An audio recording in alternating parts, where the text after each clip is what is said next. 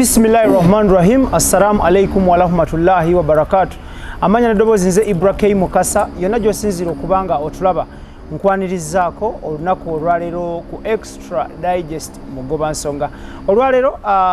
tulina omugenyi waffe amanyiddwa nga Hajjati Farida Stecia Mayanja gwe tugenda okubanga tunyumyamuko naye wano ne wali of course okulaba kikyaliko naki ekigenda maaso. She's here to answer all the unanswered questions. Twegatteko mu mboozi yaffe olunaku olwaleero wena gwera ojja kubanga olina kyoyizeemu at the end of the day. Hajjati tukwanirizaako ku show. Mashallah. Assalamu alaikum wa rahmatullahi wa barakatuh. Wa alaikum salam wa rahmatullahi wa barakatuh. Ngero mkulu wa nyanjudde nze Hajjati Farida Stecia Mayanja naye ataleseeyo ebitibwa bingi. Ekisooka se bitibwa wa activities because omuntu olina omwanjiro ne abyagenda konti omukyalo n'omuyimbi na kinku tayimba asula aliruka omukyalo ntazanye mizannyo wowe number 2 aina akazanya ku YouTube bakata Stecia and the house girl. So take mu subscribe, ring the bell and also share. Nti omukyalo no kansala mulamba kansala wa politics obo abulirira abakyala number 3 abakyala abafumbo omukyalo no mufumbo atero omukyalo no akatogira tata omukyalo no muzadde ekyo kikulu nnyo okitege Hajjati oli otya? Alhamdulillah. Omukyala gwe tulina olunaku olwaleero muyimbi mukyala businesswoman mukyala actress era nga ayina seri ku YouTube emanyiddwa nga Stecia and the house girl mukyala businesswoman mukyala muzadde n'ebirala nga bwe tunaabiraba mu maaso awo. Buuza ku balungi abatulaba. Abalungi abatulaba bambi mwebale twekuumirako mwebale kutwagala mwebale kuwanika music industry mu bbanga mubiri mwe mutuwanika wadde olumu mutujjayo bano IBRAH ne batusalako ebigambo namwe nembeera ne musala ebigambo naye nga bambi mwebale tuwabudde because mukozesa obudde bwammwe data wammwe simu tetulina kye twabagulira jjukira naye muyina engeri gye mutwagalamu bambi. Thank you so much. Allah wekitiibwa abampangalize kubanga bwe muwangaala ate obuwagazi mbusigaza. Hajjati oli otya? Alhamdulillah. Oli bulungi nnyo. Bw'ogamba nnyo oba otegeeza ki? Ntegeeza ndi bulungi like mashallah. I'm not complaining. Bo comparing before and currently obulamu bulungi nnyo okusinga gy'oyise? Simanyina kye nali nkoleerirwa kuba munnange obulamu lugendo olina duyitamu naye saagala kujjukira lw'emabega. First things first, njala tusooke tutunuulire the 1 year of Stecia and the house girl. Mwakola celebration ya mwaka mulamba buli kintu nga kitambula bulungi era alhamdulillah kitambula bulungi. Tutunuulire ofuna otya idea y'okutandika okuzannya emizannyo? Sentiro manager wange managing wa All Magic Records tusangibwa wali ennyana opposite Movit Company. Okusooka nabeera manager, he was my good friend for some good years. Naye ndowooza najjanga alaba kuba tubayo tuyimba naye nga tuzanyazannyamu n'alaba other talent in me though nali ngimanyi naye nga okusinziira ku nze ndowooza nali sinnatuuka giraga abantu naye n'abeera ng'agamba no you're very good in this, let's start doing like tukitandikeko before it is too late. Ne mugamba by that time nali nekyaye nga nkyaye art at large ekitegeera nangamba no tusobola okikola just trust me njagala kutikulako stress ne mugamba nomugamba owa nene pressure ekula okufa bine bya art bijja kunja by'omutima so kankite kansoke kambereko ne family yange nangamba no tetusobola tuulira talent yeyo oyina abawagizi out there tubagambe ki nze binkwase ng'engombe yaliwo nanga gwe ddira byonna by'olina bikwase sentiro nangamba but we need to sign tulina okuyingira into an agreement. It's okay. Nasooka ne resisting of course naye nabeera nga gyakingamba nga neesibako oluvannyuma ne ngamba kale tutandike ki actually twasooka kuyingira mu agreement nga ayagala managing nga nze then oluvannyuma ne tutandika n'ekyo nangamba tutandike ekyo came up with that ne tubeera nga twogera ku miramu aki nga twagala ekintu ekiri mu bantu kye babuusa amaaso kye batalaba ebiri mu maka butwa bwe tuyambye abantu butwa bwe tubasomeseza kozi yanga ennyimba zo zize zisomesa abantu bakufollowinga continue doing this ne mu kuzannya because okisobola. Tutunulire the name Stecia and the house girl. How did you develop that concept and why of all themes? Omukulu Lawrence ye yali tatwaleeta n'ebintu bingi lwakuba sikyabijjukira naye yagamba ku buli kintu kyonna kye tuleeta tuteeke Stecia kyekirina osooka kuba ye focus ye yonna eri ku Stecia okitegeera ayagala abeere nga erinnya reappearing in each and everything so kyonna kyonna tuleeta lirina okubeera nga litambulira ku Stecia so netu actually so anakujjukira oba byali biti naye nga twamala netukkirizanya naye twali tutambula nnyo mu bintu ebiri mu maka ne tugamba kiki ekyo omuntu kyatawabudde what are those things omuntu byalina okumanya abatasiibawo because abantu abasinga tebasiibawo tebamanya abakozi biki byakola so ne tulowooza bwe tunaabalaga ku neeyisa z'abakozi bajja kyagala mungu n'aba wakisa n'atusaasira ate ne bakyagala nnyo tufunyemu abakopa abayitirivu bakijjaludde but still we are the best kubanga ffe twakitandika ffe tumanyi we wokwatewo okunyiga so tebakusobola abantu bano abazze ne bakitandika buli lw'obalaba oyisibwa otya siina bwe mpulira reason being tebamanyi kuzannya ba directors babwe simanyi kye olwokuba bagwamu kigwe tebakiwana budde naye nze tulina director akyasinze buli muntu gunza gwalina n'okuba naye omuwandiisa ye tali yekka baba biwanika ne bajja ne bawanika ne director so tugatamu obwongo bungi tukiwa obudde bungi ate kye tukola tukimanyi andi tukyagala njagala tutunulire mwatandika abantu mwali muwerako no mwatandika bameka babiri actually basatu ng'ogyeko ababeera emabega ku gundi basatu nti Sentiro no twali bana aba kamera babiri n'omuzannyo omu kuba n'omukyala gwe nasooka okukola naye awo so bano abakwegatako oluvannyuma abakyala abalala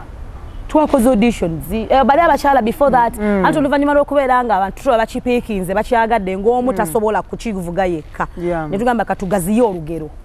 esebo ne tulugaziya ne tugenda nga bagenda bayingira be baani abo abakyala abalala abakwegatako bamuyita mukyala kulaba ko Rehma gwe bantu gwe banyinga mama kinene Nancha Witin katabo benina mutwe but the rest cause kati wetwogera abantu tulinga 20 kati so sibamanyi mutwe ne sinabayiga koza abamu bapya naye abo betuwunzise nako kana akapya n'omwami Sematimba Ibrahim ona abalala bajja ba featuring ngamu awo nga sibwa amaanyi ono omukyalo mwe bamuyita mwera bido munene nnyo omuwanvu erinnya Halima okay senga malobozi okay we are powered by Roast Coffee Academy Alwada Molao kwatagana ne trainer Tiger for barista and latte art muberenga buli kintu kyambula bulungi still we are powered by Nisk Beauty Experts abasangibwa ku Plaza first floor F2 ye room number bano bali ku nsonga ya pedicure manicure makeup nga kotade no training ba makeup artists ekintu kyokola makeup edda kyalinga kintu kyakwejjalabya kati gwafuuka mulimu bangi bagukola ne balya ne banywa ne balabirira n'ababaliranye ne babeera nga bakwasaganya ensonga mpitirivu nnyo so tuli ku extra digest mugoba nsonga Ibrahim gemanya gange tuli ne Hajati Farida Stecia Mayanja a celebrated musician actress n'ebintu ebirala bingi nnyo byakola to survive Hajati nga tuvuddeyo njagala tutunulire okozesa okuzanya kuno nga fallback position nti music yali atandise okujabulukuka nti musically wali onafuye nze nali nkoye ng'omuntu tosobola kunafuwa nze have talent omuntu alina talent tosobola kugamba nti anafuye musically kuba kwewummuzaamu olw'ensonga ezimu abantu ze batamanya so nali nkyaye music kyekituufu nali bikoye okay tutunulire so it is not a fallback position okay njagala tutunulire okukowa ko mu music kutandikirawa wakowera mu Eagles wakowera mu Golden wakowera mu Cream okowa D tutunulire okukowa okowa D nakowa mu Golden wakowera mu Golden manyi okwawukana n'abantu bamaze nabo years emyaka kikosa I know naye olaba nasiba omutima nabulira nga mbikoye n'ekitiibwa kino nabulira nga linga ekinsiba ebintu bingi obutuufu nawulira nga kyova nogenda ewa Haji nali sinti nali nkakasa nti I am sure I am going just nga woga nti owaaya abawagizi ate banagamba kansooke neewugomeko wano ate tulabe naye nga namukoyera awo Okay, tunataka kukowa music mu Golden. Nsonga kizoyinza okusharinga n'abantu ya batulaba nti ezakuvirako okukowa because you're talented. Obuchayi bwasukka ate nga tebulina kwe buva. Ate nga bugenda bulanda. Bulinga ennanda. Because ennanda beera n'eranda n'eri awantu wonna. So nga bugenda bulanda ne bujja ku IBRAH nenga from nowhere okukyayisa okitegeera. Omuntu like IBRAH nonkyawa notandika okukola olujegerero. Chain nekula. No, chain nekula. Nibe nali nga you know nga bandi wano nga mpulira sobola kola kinabo ne batandika otekawo embeera eyo. Nengamba sigenda nga waliwo omuntu gogamba nti IBRAH tujja kwetwala. Tansobola naawe. Muleke yerege bwana amala nakka kubanga gomanye kituufu. Kati waliwo bwayingirawo kankwesha okulabirako tugeze kati obanga boss wo. I'm just giving a scenario. Yeah. Deda Campeko Lawrence. Kati nga bwe natandika ofuna mu butuufu obukubaganye ne Lawrence. Osooka nojjukira mbye muyiseemu. We mutuuse. We mubadde nga mu strugglinga. Noga kati mu butuufu. Nze ate okutabuka ne Lawrence okubeera nga netwogera amuviiridde. Namuwa space akola ki? Asinga. Okay. So byali bisusse. Nga mutuufu. Awo nyine njala tutunulire point ya obuchayi buno n'olukongolo olwakuteebwako as you claim, as you allege. Were they internal fights mu bandi? Was there external pressure from out there ngeri exerted on you? Yali mu bandi ebyo tebibulamu abakazi we babeera ebintu abakyala we babeera tebibulamu mbeeramu obuntu yali mu bandi ate ekyannuma nti omanyi gwe omuntu obeerawo ng'omanye ekituufu gwe nga gwe naye yennyini yabeera kutaddeko embeera aba amanye ekituufu kati ng'ekinnuma ng'omuntu oyo amanye ekituufu ninange mutima gwange manye ekituufu n'amazima naye nga ye alaga obanga abantu abo nga balaga empalana si yakukoma ati tukuze tuli mukula abaana bakula nga ndaba tetugenda mesagala nnyo bintu muntu atagenda nze sagala nnyo lukokoboolo bintu baluyita lukuku omayo olukuku luki lukuku is a skin disease kulemerako sagala kintu kifuuka ekintu ngere kina makulu wewe wotuukanga mukuze like oh my God seriously nga tokyayina gakubagana na wa kamera nga you're beyond that of course kati bagano kitegeera nti tukuze tuli mu myaka 3 plus luli twali mu 17 18 eje myaka gye kito negwe nobeera n'empalana for years really so nalabanga who was your best friend mu Golden oba Eagles mu Eagles ani best friend one myself you didn't have a close ally best friend ngomujjawa mu Eagles myself ekirala n'ekirala nze by the way nze tewali muntu alina mutima gwe nnina ngezaako nnyo okulinaana abantu mbalabe like ndaba we are the same we are totally different. Okay, ani yali mukwano go besides the best friend there must be Sali nze nali nze tewalina mukwano go mu kibiina ebintu yabantu oyizagamba nti mukwano go nti guni mukwano gwa tewali ojo ngamba ni gwali osinga okwagala gwali oyagala ani mtu wena nsinga okwagala papa Semakula ne Haji Kavuma the rest ngoli yate yali bilala anti ngambye go wali osinga naye nga si biri ate best friend ng'omujjawa naawe njagala tutunulire institutions zonna buli wabaawo okukubagana wabaawo meetings oba entulo eziyitibwa ne bagonjola ebiba bisowa baba basowaganye ne babatereza temwe tebabatuuzanga ne mugonjola ebiba bisobye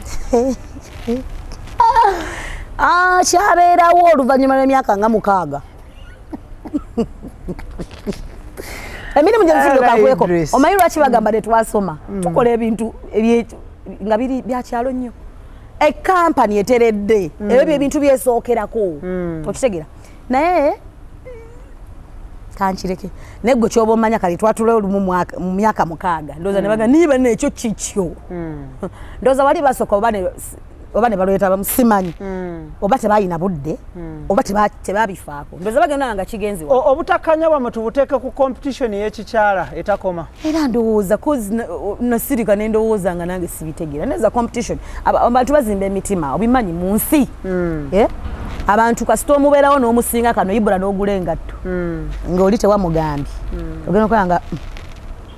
kibula nako nno keeraga katolo tugambe embuki atafe abakyala tukisusa kati ndowooza obuntuntu bwe butyo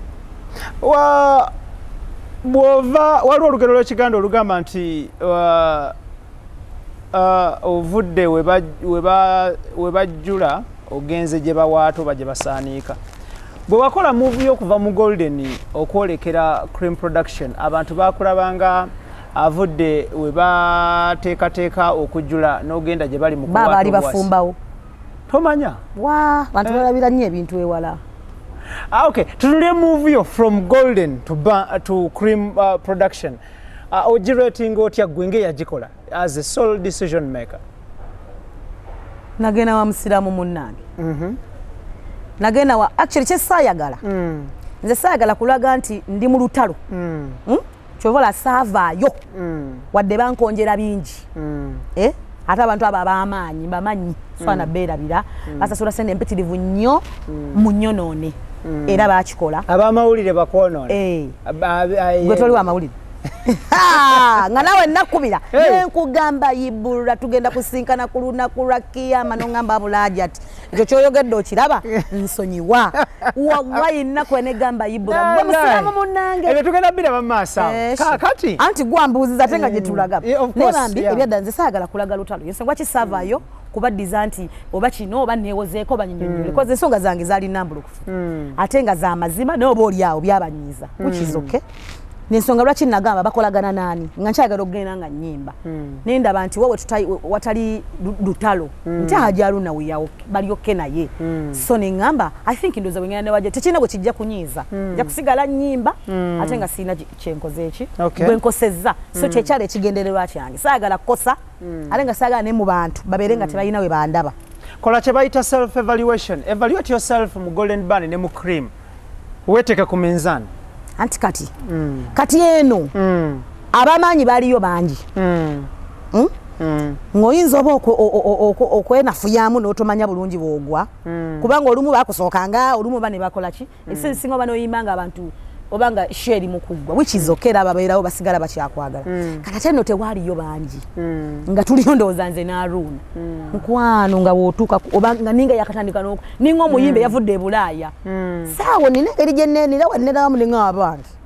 tutunulire in monetary value mu nnyingiza y'essente kati eyo evaluation otuwadde ya nduulu mu bande tiri ssente aish kamera mubandi teri sente mbana bingi ebyokutereeza mba muyina okugula ebyuma temubikolera lunaku lumu anti nkugereza mba muyina okugula ebyuma muba ate jjukira gwe toba munene waba banene abatwala ennaku ensava kati gwe n'ofuna z'ofunye n'obufu ffe si bwe twabeerawo nga n'okwata ku Kampala road ne bakulabulabi ng'otaddewo ekipande nga si ggwe IBRAH okitegeera kati gwe wabeerangawo ng'okufuna obufunyi ekifo oluguudo enguudo nga zaabwe bazitwala ebifo ebinene nga byabwe okitegeera baani abo b'oyogerako bw'otayatula bakama bange kuba zinze nali mukozi bakama bange yinijje no mbuziza ku bibiina byombi kati ndi ne mu cream waaliyo embeera ya Kampala road nkuwa byonna kati nga bambi bakuwa olunaku toyina kifo oyina onnoonya oyina yingira munda nnyo eyo kwagamba ennanga obusente toyina waliwo omuntu singa simanyi we mankinyonyola naye waliwo kwagamba IBRAH obadde ozitofuna ssente obadde ozizofuna emitwalo 2 egy'amafuta kuba twavuganga emmotoka ebiseera ne bakuwa olunaku toyina wadde wogina ki oyina olutegeka ekitono ennyo miliyoni 3 ku 4 z'otolina ng'olina genda mu looni neweewola ziriko amagoba muganda wange okufuna ewantu woofuna sho neefuna abantu ojjeko expenses za sho zabeeranga oba nazo mu miliyoni 4 oba 3 biki kati ate ojjeko ne zino ze bakubanja muganda wange oddayo nga lonsa weebali ate noddayo mu mabanja ekibiina olina okisimbula kirina ovaawo kisimbula nga kijja n'okisimbula nga kiddayo teri kunnyonnyola ebyuma bisasula okitegeera embeera gy'oyogererako mbeera ya Eagles no njogera ku mbeera y'ebibiina byonna mu golden you were director nga nfuna ki sokodemu were you a director in golden atya nze saali director nali just mukozi So tobangako director mu kibiina kyonna kubanga director abayine gundi tuleme kusooka kutunuulira benefits za director tobangako ajati director mu kibiina kyonna ndekato oba tojjukira edyanti omanyiza okwerabira ebintu bingi ebyokwasaganya totudde okubeera director kitegeeza mpapula so wali director mu bigambo nedda kitegeeza mpapula nti mwatula ne musayininga you agreed on some okay so you were director by word saliko director naawe muve mu bintu byotwejubisa nali mukozi mubandi ate mwena muyizoera ba director ne mufuga ekintu bameka twali bameka mugundi nga buli omu director buli kati mbunga nange nzijayo buni ndeka munange ajati mubandi teri sente mu bibiina teri sente nga bwogamba teri ziriyo bingi ebyokusimba muyimba emikolo weekend day in day out Saturday Sunday Friday muyimba emikolo emikolo egyo nagyo bagitakisinga abakulu bagijangako omugabo gwabo bambi bagitulekeranga naye kakati eno we babanga teri wakoze sheri bakubanja mu banka kati ngo ina kola eno mikolo n'ogattawo abaana basoma oyine okusasula wosula bintu nga bwe bityo oyine okwambala tutunulire mu kiche wenyumiririza mu bibiina okusookera ddala nebaza omukulu misaki semakula gye yanzija sa bansonyiwe madesitadde kolya sa kubanga gye yanzija nali nyimbira ne Ssekyewa nga tuli mukabandi mu bandi ya Chase nga tuli awo ku Chase tuyimuyimbira bambi gye yanzija ate nga okugendayo nali mu karaoke so yanzija wala ate nga ndikaana katoka siwufu tekanyuma kulaba naye nantrustinga kubanga yali anziza mu kifo kya Sophie Nantongo kati Sophie Nantongo wamula bwe yali ate nange bwe nali mu butuufu nga laba tebigatta naye ye ya sporting a talent ne that is good so ekyo kyo siina na gye nsobola kijja ekirala ne bampa platform kozi nzani yali amanyi ne bampa stage yaabwe gye bali bakoleredde ebbanga bamanyi bwe babibonaabonera kati nga ffe tuli mu kubonaabonera station ndawo sigalo kati oli bwajja tamanya gye tuyise atandikira ku birungi so platform eyo gye bampa alhamdulillah nze saamanyanga gye bajja nyimba saamanyanga nagenda nga bugenzi mu studio kati ng'obulamu bwe ndimu right now saamanyanga bugenda mu studio ng'ogenda bugenzi I appreciate that parental love gye bampa because olwokuba nali mwana bambi bandaga omukwano nga temunnayingira mwezi nombeera ndala the parental love nabeerawo nga mpulira I am home natuka ekiseera ne ngamba I am not missing my dad I have a father nkitegeera so bambi I appreciate you're not talking about money so oyagala kuŋŋamba nti wakola ebbanga eryo lyonna toyinaayo wadde akatambaala wadde ekikopo kya nayisi wadde gama wadde akataasa kwegamba bambi mbeebaza toyinaayo kintu kyoyizaga nti nafuna kino bakiri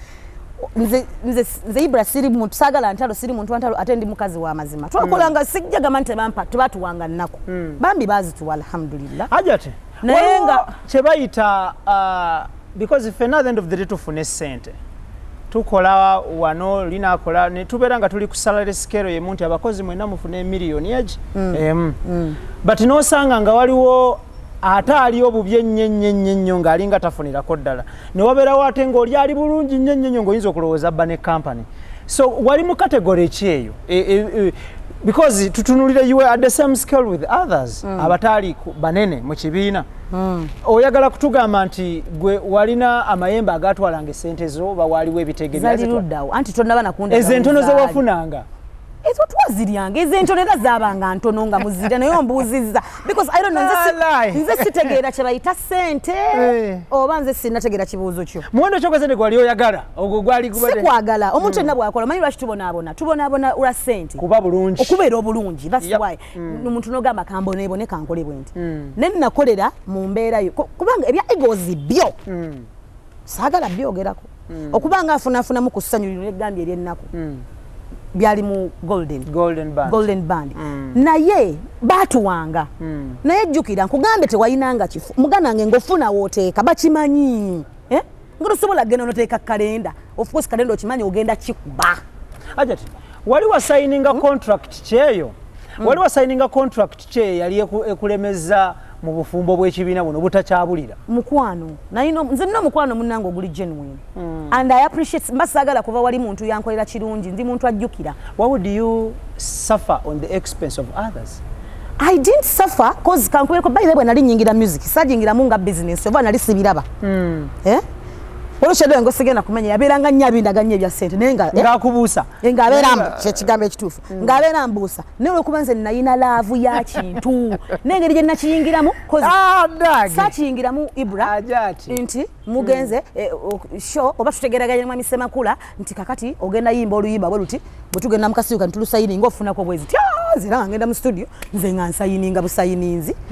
nikyo nekigwa so sakirina nti nali nnyo iga okuba nti njagala okumanya sente just obuvunanyizibwa obukubeera okumpi bwe bukutuma Extra Digest mugoba nsonga Ibrahim gemanya gange tuline Hajati Farida Stecia Mayanja muyimbi ate muzanyi wa mizanyo tusazeo tumunoonyeko tuwaye muko naye. We are powered by Roast Coffee Academy ku Alwada Molao kulira na airport nga bano bakwasaganyizibwa Trainer Tiger bayikwate ku cha barista ne latte art buli kimu kiberenga kitambula bulungi. Still we are powered by Nisk Beauty Experts abasangibwa ku MM Plaza omwaliro gusokoba first floor F2 ye room number bajja kukwasaganya ku nsonga ya pedicure manicure n'abagala okubeera trained to be professional makeup artists. You need Nisk Beauty Experts bekwate buli kimu kitambula nawe yagala okukolako makeup bajja kujja bamukoleko woboli oba ogende ku office yabo ba ku duka lyawe buli kimu kiberenga kitambula bulungi nnyo. Hajat tutunulire point ya okwabulira golden ensonga yo soso ogitegedde nze no kubazi tuwanga nolo kwetwayiranga nakasente ko kuteeka muso tewazijjanga yonga boyina zikola ki tewazifunanga. Tutunulire Hajati wayina contract mu golden abire bitu byali bya family naawe so to signing ngako contract you mean golden am golden twa signing ne tetwabitegeere bitwasigning bajireta sawa mekeze ekiro contract yajja sawa mekeze ekiro yizali mmeka ngabya speed yawo kaso ntugamba ne banaye contract izo tusome muntu ekituufu kati bwe zagende waloyo kube like bwe zave waloya ate ndoza budde ne buba butono sere twafuna budde kusoma gira signing ngani abangu yabwacho owayi abantu oberawo abatambuza ekibiina ensibe yagala okumanya bakama baffe akatali kabbe boli amaggo osula mu mulya embera eriye nti obudde bwali butugenzeeko so wallahi sabisoma kuba tetwazifuna era okusayininga ne copy sina na copy ikate simanyo beba agreement nenga nawanda kupapula yali yabanga she contract ye ate just neighbor gesasoma babikula wensayininga sawa zali meka nenji wako sawa zali meka ola si obali bwalwaggulu oba batusangana ku bati vala byali byamangu tezidukira nti byali byamangu bw'ojjukira ng'oteekako omukono ani omulala yateekako omukono awo ffenna twateekako mwenna era nga babanguya mwenna anti obudde buli ani yali akikulembeddemu kino aba munywanyi wange mayinja omanyiye mwangu ennyo looyo ono yatukozesa ensobi oyo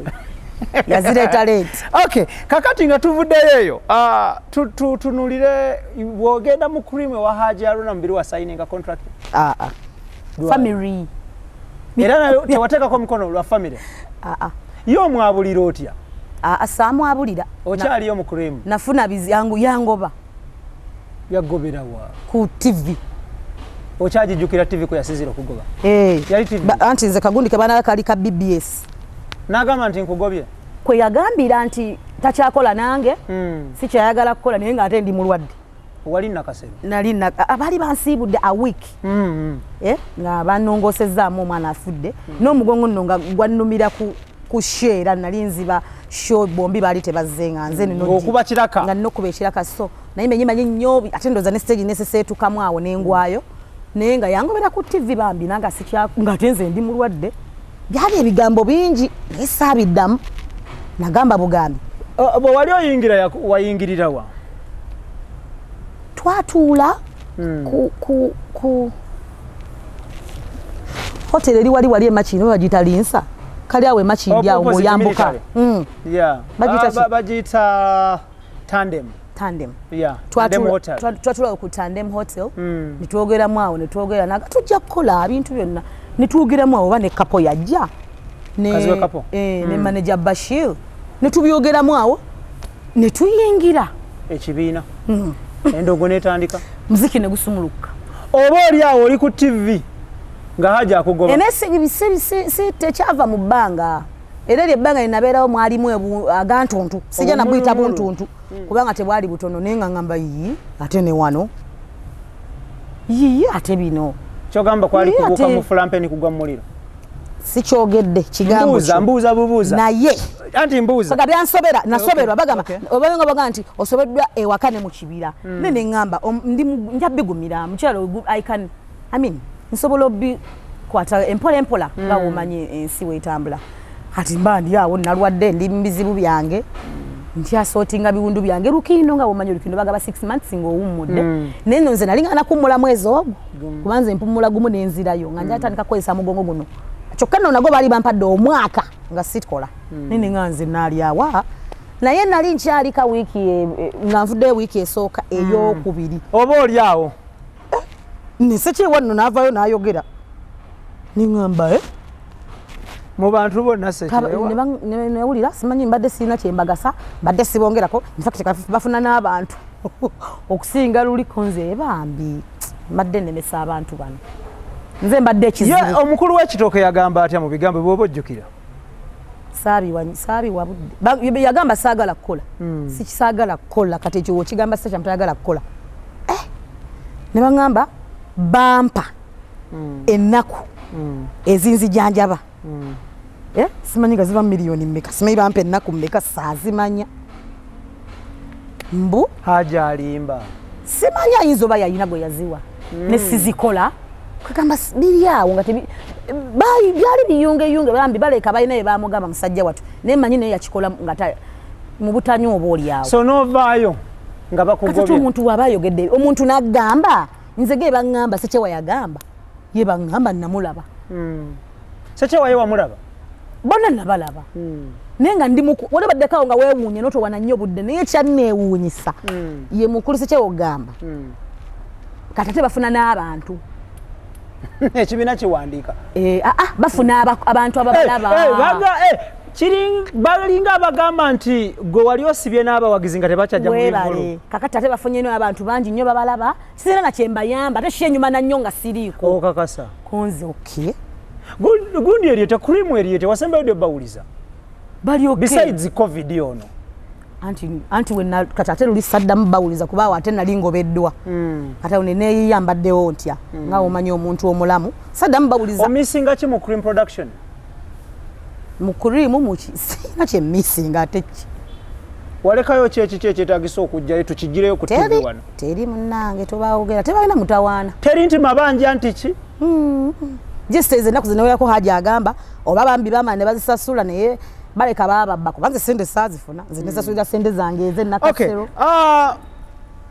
mu cream bakugobera ku TV mu cream gye wafunira obuzibu n'oseseetuka n'ogwa ku stage bwe wali mu Eagles bayokya emmotokayo olina muntu akufuuyira mmindi olina muntu akutuulidde ku kisaabu olina muntu akuloga olina lutwe kiki abantu mulekerawo okwerimba n'okwekaasinga this is life tewali bulamu bwa n'abantu bafuna ebizibu ate ebisinga n'ebyo naye mu bulamu bw'ensi ate naddala ng'oli hard working ebyo obiraba wandigambe n'ogamba mu Eagles mwennyini kampani yo mwe yagwira etwala abantu ebweru tugenda giraba mu maaso awo nayo okitegeera kyeŋŋamba bulamu obeerawo n'ofuna challenges those are challenges in life okay were you insurance ya compensating emmotoka yo oba ekibiina kya compensatinga ate be bagyokya era emmotoka yange teyagira ku show ya Eagles nali ngenda bugenzi anti insurance ogwayo compensating ebigwa tebiraze insurance yani emmotoka yo teyali insured yali insured naye engeri gye bannyonnyola aba insurance ebintu bingi natambula ne ŋŋamba nja kukola endala banyunyula ebintu bingi nga sibitegeera nga balango banze yata yabuseti nze nga twabanyonyola ekyali ku gundi naye ndooza nga ate bo balaba birala ne ngamba that's kyokka nali nakagigula just 2 days ne ngamba that's life emmotoka bazi nja kuddamu ngule ebintu bino ebizze bikutuukako byonna ebitali birungi obyattributinga ku ki? Njagala nnyo Mungu wange. Mungu oba mwagala wasoma Quran. Ekulaga nti Allah omuntu gwasinga okwagala gwasinga okugezesa. So nze ndabanga okugezesa kwa Allah. Agezese obunywevu bwange. Kubanga nze IBRAH bandozaako. Mwabyogera nga sikujjemu. Nenza Allah yamanya nti ndi munywevu. Never drag. Mwabyogera. Nnyo. Babyogera. Mwabyogera. Zedi buladi wo bali babyogera. Wabyogera kyali wange bwakaterera. Subhanallah. Mungu ndoza Mungu nangezesa nnyo kubanga nze olaba bayo kyemotoka yange. Byali bingi. Buli muntu alina amagezi, buli muntu amanyi ki kunaaba kokola ki IBRAH sina kye nakola. Naye nesibiranga mu kisenge kyange nembeera ku musaalo okuva ku makya. Paka nga bonna bakaka emisana ekiro sijja kwebaka. Okitegeera. So nze namanya nti Allah wange angezesa obulamu bwange obulungi gye buli. Wow, that is very good. Sigwamu maanyi nesigala nga nkola. Kati tegulina ne byotomanyi IBRAH. Nze nafiirwako ebintu byonna byalina mu bulamu in life nga kikyo ina IBRAH nojja n'obikwata n'obintwalako. Nabiwulira. Very good. Naye nensigalawo nenga no. Ajati. Nja kuyimira. Awo nga tuvuddewo. Njagala tutunuulire watandika n'okola n'otandika kampani emanyiddwa nga Stecia International ng'etwala abantu ebweru. Yali y'amaanyi nnyo nga tegambikako. Yali y'amaanyi nnyo nga n'ensi egitenda. Suddenly kampani n'esaanawo. Sijja gamba from nowhere but from where you knew. Ki ekyasuula kampani eyo? Gwe. Nze ng'omuntu. Wallahi nze ataina wallahi tallahi IBRAH mukasa wasuula kampani yange ya Stecia mbuzo otya ulindako nze atali signatory ataina cheke gye ntekako mukono nze atali licensing officer mbuzo ntya gwe kennyini IBRAH wayimirira ku magulu gaaga noyimirira ku TV y'eggwanga era bwensi mu programu yo ey'amaanyi n'ogamba wafuna information enkyamu by then twali tuli ba mukwano n'ogamba Stecia Mayanja atwala abantu okwetunda saddamu kutereera okakasa wallahi billahi byali biseera ki ebyo bannange wali okolera wano ku UBC era olutalo twalina lw'amaanyi olumanyi naye wallahi okuvole munange nabatandika kwesosa atejjukira mu TV manyi mukola ebintu mami nga temanyi ngeri gye bitukosaamu kati business yali y'amaanyi nga nina abantu benkole bendi nabo mu business yemu ab'amaanyi nga mbataddeko akazito in just months kakati ndoza nga banoonya wowe bankwate basindikidde bambega mbatisemba tutte nga bya mirimu biriyo bituufu biri alaali ne bantega era balina omuwala gwe bantega olulala abaya akatuukayo era n'ayifumba ekiboozi nga bamanyi sigenda mmuzza ne batekako pressure ne mmuzza oluvannyuma nnyo gye nanneetondera nanga nze nali mbega okitegeera kaakati mukwano n'obagondeza ekkubo nze tufudde simanyi na buli kyenenyeza wa Mungu wanfiriza sena abaana bange babonaabona lwakubagwa singa ndi biliyoni Ajati wallahi olaba IBRAH bwayogera ekyo ekintu TV endala zonna jjukira eri ebiseera nga IBRAH oyogerwako ku gundi eyo TV eyo live show y'okumakya actually abalala bonna bakoppa ggwe yali y'amaanyi ng'omanyi abantu abagibeerako nange ng'oyiwa kintu ng'okiddamu n'enkeera ngo watambula wiki oba nali nakunyiza ki notuka n'ogamba omwana wange gwe nazaala Sherin jukira yali mweru nnyo ngali ng'omuzungu n'ogamba kuba malaya omu gwentunda yansuulidde omwana ku gate naye Ajati onkoze bubi nnyo nga sibijjukira mukaddiye kiki tubeere bamazima bagamba kyerabirwa bwe bujjudde nnyo kyerabirwa mugambi I don't know nakijjukirwa gw'okigambye oba takyerabira kati mugira binyi mutuonoonye nnyo temukyamanyi nambe mutukoze kubanga nze ndi mukugezaako wano nkutta akatambi nkavuze naye katuuka njukira lwolwo lwali lw'amaanyi oyinza n'okubeera bino in fact era nebaza Allah kwe twava tukolagana bambi n'olwana nnyo gize but it was too late naye nga walwana n'otereza n'okolanga interview nange n'onkyaza oluvannyuma nga tukolaganye naye it was kwikotori yawo zijjukira byakukyaza sijjukira byakuyiwa kintu it was too late waina omukyala gwokola naye sigenda muyita kawala though by then yali kawala gwokola naye nga mukijubisa mukyala nechiko walina kawala waliwo okay besides that amawulire gata wayitibwako mu mbuga z'amateeka okubite bya about human trafficking byebyo wakasita wabitandika kati kankusese nayina n'abaana sinayina nkyaba yina bendabirira era gundi foundation yali ngitandisebo nnyo nga bagita Stecia Children's Foundation nengenda ku internal affair okufuna license ne bangamba ntunda abaana kati gobo wabyogera bukede n'ebifulumya bukede babira bakunze ninga sijjukira byo n'ebifulumya ku mpapula z'amawulire kugambe TV zonna ne ziripira abaana bonna bali basese ne batandika okwekyanga byatandikirawo nengera bampe license ne baginyima nti nze ntunda abaana ne banteganako mwali omukyala ava Bulaaya mbayina omwana wange omugwe nalonda gwayagala okutwala Australia ne mugamba nedda mukwano but these are my kids ne oba ofasawo kana nabo yebo boya gala tuwa buyambi amakaga fe gali wano kozi mbera nabo bakuza abambali mu university abambali na Bulaaya bali nyene nnyonyi so bambi kyagenda kyo obulamu bwange bwayononeka nnyonyo oresho kintu era nemberawo nga bagamba Stecia atwala bawala kubatunda kati abantu trust gye bali baninamu jukira by then nali siri hajati negwa wuyo natambula police zonna kati buli munagamba mpa sente zange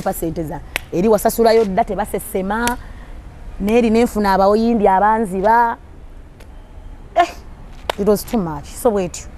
okay extra digest mugoba nsonga tuline Hajati Farida Stecia Mayanja Hajati embozi eno sinyangu omuntu watuukira kulyengedde kamilioni yagamba obola bye bingi fogo Hajati oli otya kati naye nedda ndi bulungi that is very good kati njagala tutunulire after that njatu tunulire embeera ezebeerawo abantu ebibuzo bisinga byembuuza wano bibeera bibuzo by'abantu normally because nze mbeera mmanyi but out there the public babeera balina wahala mungi wolokoso mungi Hajati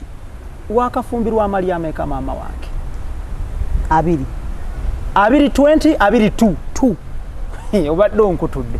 era awo mbadde ngenda kugira bwenki nti 1-2 agonga saagamanya 1-2 bebaani abo maama mwami kitaka eyanyanjula 2 ogw'ekumi ngenda kuzomwezi 3 ogwo omukolo gwamenya ebitooke ngujjukira nali nsambye wafaawo si mwami wange njogedde ex husband wange mwami kitaka n'omwami wange kati omwami Abasi Mubiru ow'embaga eyali ekibuli yogayoga nga musibidde ku umma sigwa gwa mukolo gwegwo ogwo twali atwanya twasambya bigere webale kati jejo manyi kati bano babwana Ssekyewa abo balinga kuki ba Ssekyewa yali just boyfriend wange kubanga nalina I was 17 kajebu uba tamingo kuba twayimba nabo nayimba nayo oluyimba ndoza abantu nebabiraba twalimanga ne ku stage batukana okugamba omwana gwe nina uwe nenga byali bya Justin no munange bakuba abantu bashi kyaleetera things not to work out with the Ssekyewa he looks a serious man he is I'm looking for a word. No. Lawrence akononye buli kimu gwe kya kumizannyo buli kimu kya acting. Neda omanyo you know obakoze ekintu ekiri sensitive you know chew at time. I know.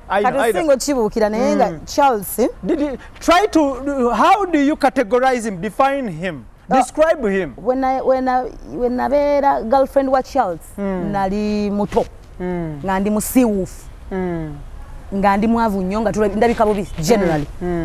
Charles nasanga ayina erinnya nga wamaanyi nga alabika bulungi anyirira family yaabwe gyava nungi nnyo akati yaddira eyo ego okitegedde n'aginteekako bwatunda bwe ngalaga nyamba na buyambi okwagala I am just blessed namu actually nga ngamba nze yes ye muwenda mutebi wange yabikugamba nga mujozi nnyo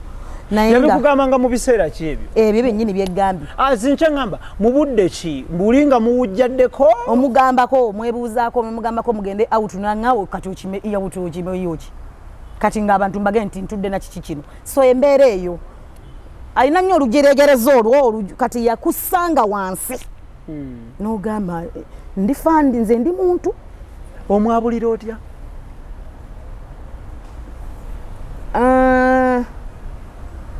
ebintu bya Ssekyewa bye byantuuka wano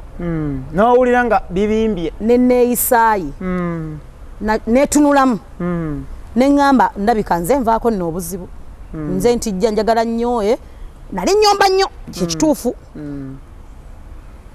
okitegeera kati ebiseera ate nga ndi mulwanyi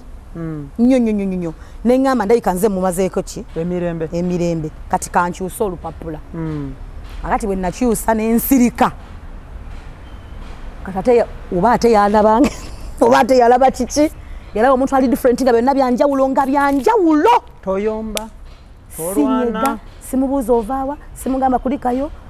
ate awo nabeera nandika ebyo ebiseera atandisa n'okusulayo ajja nayambala engoye 5 n'agenda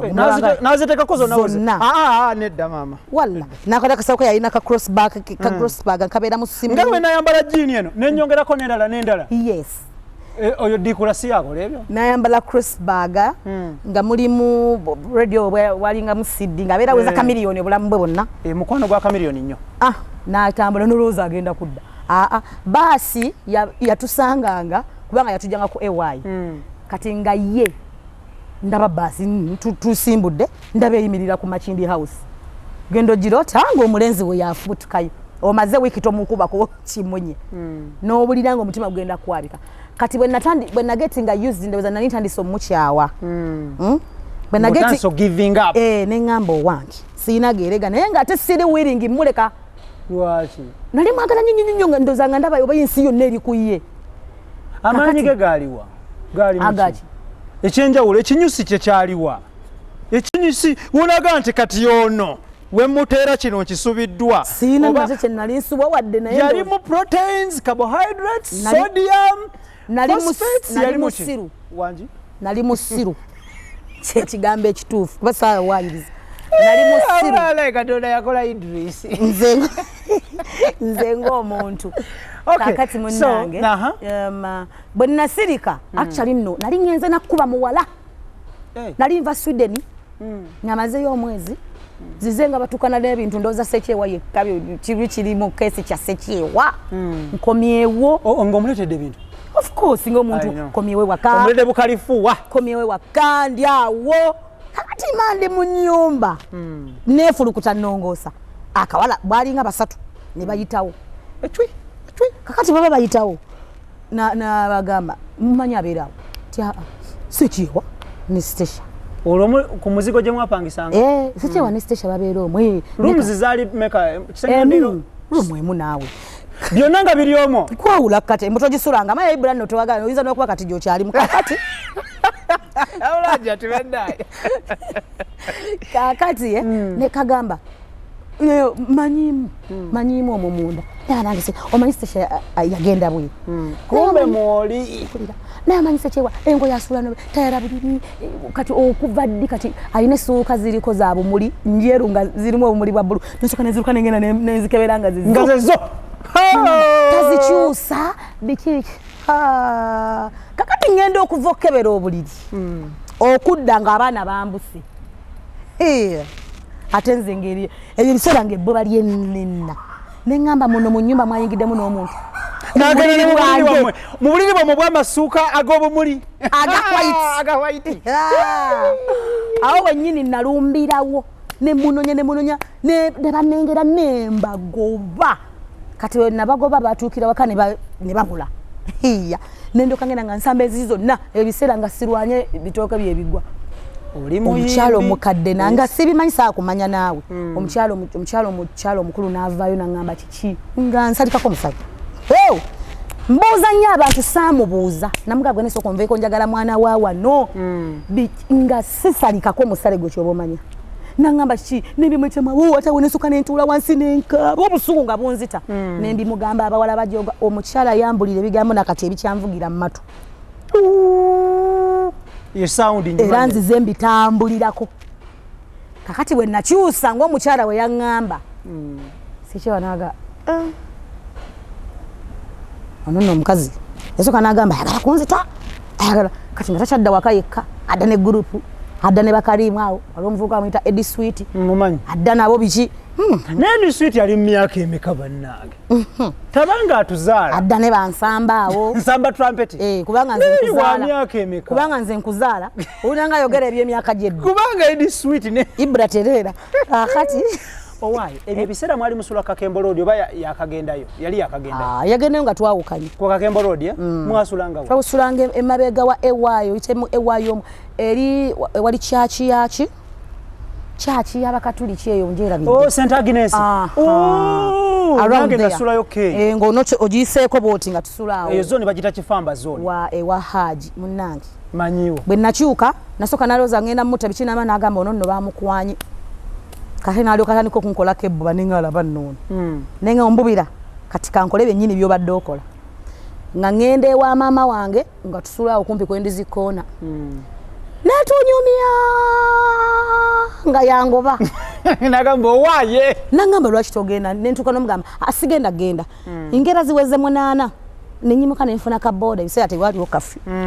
nenga kati naye kange nzijo nzigulire naggulawo naye yakikola emeka ogwaddako era nagira ku boda banene nefujjo nentuuka ku mulyango nenefulamba bankubidde nasoka nenkonkona nga tagulawo nagenda olya wuyajja asembera nengamba halo muna ebanzigulidde naye manyi tebagenda ebayi genda tufuna obuzibu naye nga sirina gwe njogera naye osika eriyo